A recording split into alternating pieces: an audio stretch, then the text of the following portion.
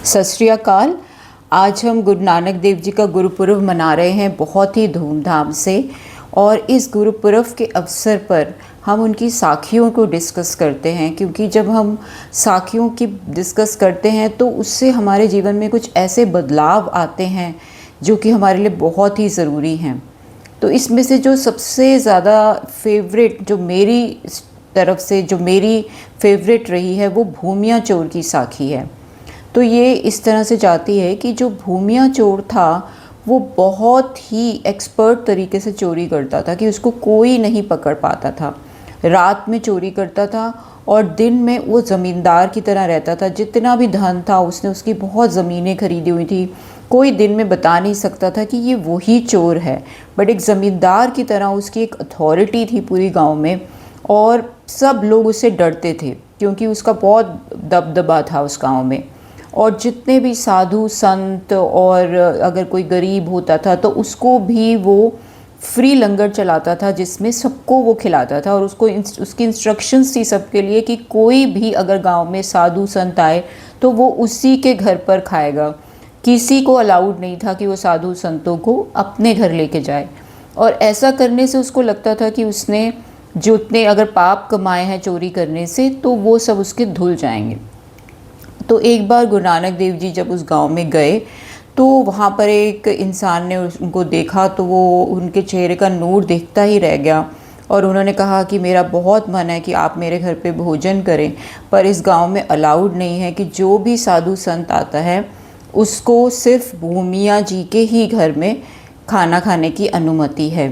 तो वो गुरु नानक देव जी को वहाँ छोड़ के आता है, क्योंकि भूमिया ज़मींदार के नाम से जानते थे। तो वो कहता है उसने भूमिया ज़मींदार ने बोला हुआ है कि जो भी आएगा उसको मेरे घर पर लेके आना है, और अगर ऐसा नहीं करें तो उससे उनको बहुत फटकार पड़ती थी या बहुत उनसे ऐसा होता था कि वो उनसे डर के रहते थे। तो अब क्या हुआ, जब भूमिया उसको वहाँ पे भूमिया जी के यहाँ, भूमिया ज़मींदार के यहाँ छोड़ के आया तो गुरु नानक देव जी जब वहाँ खाने के लिए उनको बिठाया गया तो भूमिया आया, वो भी उनके चेहरे का नूर देखता रह गया और उसने बोला कि आप खाना शुरू कीजिए। तो बाबा जी ने उनसे पूछा कि ये जो उस धन का तू मुझे खाना खिला रहा है वो धन तू कहाँ से लाया है। तो वो एक सेकंड के लिए चुप हो गया, क्योंकि आज तक उससे ये सवाल किसी ने भी नहीं पूछा था। तो गुरु नानक देव जी ने बोला कि जब तक तू ये इस बात का जवाब नहीं देगा तो हम इस भोजन को नहीं छकेंगे। अब भूमिया एकदम से घबरा गया और इतना गुरु नानक देव जी का इतना तेज था कि उनके सामने वो झूठ नहीं बोल पाया और उसने बता दिया कि ये तो मेरा सब चोरी का धन है। रात को मैं चोरी करता हूँ और दिन को मैं साधु संतों को खिलाता हूँ और इससे मेरे जो पाप हैं वो पुण्य में बदल जाते हैं। तब बाबा जी ने उसको बताया कि ऐसे नहीं होता है, जो पाप होते हैं वो पाप ही रहते हैं। साधु संतों को खिलाना अच्छी बात है, लेकिन उस धन का अगर खिलाएगा जो तू चोरी करके लाया है, किसी को दुख पहुंचा के लाया है, तो उसका तुझे कोई लाभ नहीं होगा। तो तू आज से ही चोरी छोड़ दे। तो उसने बोला कि मैं तो चोरी नहीं छोड़ सकता, आप और कुछ भी कह दो तो वो मैं कर लूँगा, लेकिन मैं चोरी नहीं छोड़ सकता। तो बाबा जी ने उससे बोला कि ठीक है, तू मेरी 3 बातें मान ले। एक तो तू हमेशा सच बोलेगा, दूसरा कि किसी की नमक हलाली करनी है, नमक हरामी नहीं करनी, मतलब किसी का अगर नमक खाया है तो उसके प्रति ईमानदार रहना है। तो उसने बोला ठीक है, और बोला कि तीसरी बात ये कि तेरी वजह से किसी भी दुखी पर, किसी गरीब पर कोई आँच नहीं आनी चाहिए, तेरी वजह से उनको मार नहीं पड़नी चाहिए। तो उसने कहा ठीक है, ये 3 बातें मैं मान लूँगा, पर मैं चोरी नहीं छोड़ सकता। तो बाबा जी ने बोला ठीक है, तू चोरी मत छोड़, लेकिन ये तीनों बातें अगर तू करेगा तो मैं तेरे साथ हूँ हमेशा। तो उस दिन के बाद वो चले गए वहाँ पर। अब भूमिया ने जब नेक्स्ट डे अब चोरी शुरू करी तो उसने सोचा कि मैं किसी बड़े घर में ही चोरी करने जाता हूँ। तो वो सीधा राजा के महल में पहुँच गया। तो जब वो राजा के महल में अंदर जाने लगा तो वहाँ पे चौकीदारों ने उसको रोक लिया और उससे बोला कि आप कहाँ जा रहे हो, कौन हो आप। अब वो झूठ तो बोल नहीं सकता था क्योंकि उसने बाबा जी से प्रॉमिस करके आया था। तो उसने बोला कि मैं चोर हूँ। तो चौकीदार डर गए कि ये तो बड़ा ज़मींदार टाइप का लग रहा है, देखने में बहुत अमीर लग रहा है, और कहीं ऐसा ना हो कि ये राजा का दोस्त है और हमसे नाराज़ हो जाए राजा कि उनके दोस्त को हमने अंदर नहीं घुसने दिया। तो उन्होंने कहा ठीक है आप अंदर जाइए, सॉरी हमने आपसे ये बात पूछ ली। अब वो अंदर गया, उसने जब सारा सामान इकट्ठा किया, सब कुछ एक पोटली में बांधा, तो उस टाइम उसको बहुत तेज़ भूख लग गई। अब ये भी विधि का विधान ही था कि ऐसा होना था, क्योंकि उसको उसका कुछ बदलना था ज़िंदगी में।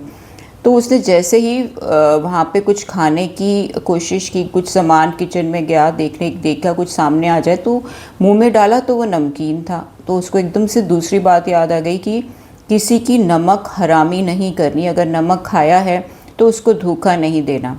तो उसने कहा अब तो मैंने ये नमक खा लिया, अब तो मुझे सामान छोड़ के ही जाना पड़ेगा। तो वो छोड़ के और चला गया। तो नेक्स्ट डे जब राजा की नींद खुली और उसने देखा कि सारा सामान ऐसे पोटली में बंधा हुआ है, और दिख गया कि कोई चोर आया था चोरी करने के लिए, और ये सब देख के वो एकदम गुस्सा हो गया और उसने सबको बुलाया कि कौन आया था, किसने चोरी की, सबको ढूंढो। तो आसपास के सब जितने भी सस्पेक्टेड लोग थे उनको पकड़ के लाया गया, खूब मारा पीटा गया कि बताओ कौन आया था यहाँ चोरी करने के लिए। तो अब जब भूमिया तक भी ये बात पहुंची तो उसको तीसरी बात बाबा जी से किया हुआ वचन याद आ गया कि तेरी वजह से किसी दीन दुखी पर कभी भी कोई आँच नहीं आनी चाहिए। तो उसने कहा कि अगर मैंने ये बात नहीं मानी तो बाबा जी मुझसे नाराज़ हो जाएंगे और मुझे कभी दर्शन नहीं देंगे। तो वो राजा के महल में गया और उसने बताया कि मैं ही चोरी करने आया था और मेरी वजह से इनको मत मारो। तो राजा ने बोला कि तुम्हें तो पकड़ा नहीं, तो तुम क्यों आए हो? तब उसने बताया कि मेरे गुरु ने मुझसे ये बोला था, तो इसलिए मैं ये कर रहा हूँ, क्योंकि गुरु की बात अगर टालूँगा तो गुरु मुझसे नाराज़ हो जाएंगे और मैं उनकी नाराज़गी नहीं देख सकता। ये देख के राजा बहुत खुश हुआ और उसको लगा कि ये इतना ईमानदारी से सब बता रहा है। तो उसने बोला कि तू मेरा सेनापति बन जा और चोरी छोड़ दे, और मुझे भी ऐसे गुरु से मिलवा, उनकी जितनी जो भी उन्होंने तुझे सिखाया है तो वो मुझे भी सिखा, वो भक्ति करना सिखा। तो उसने कहा ठीक है, और उस दिन के बाद वो वहाँ पर राजा का एक मुख्य कर्मचारी बन गया और उसके पास इतना धन दौलत आ गया कि उसने उसके बाद खुद ही चोरी के बारे में सोचना छोड़ दिया।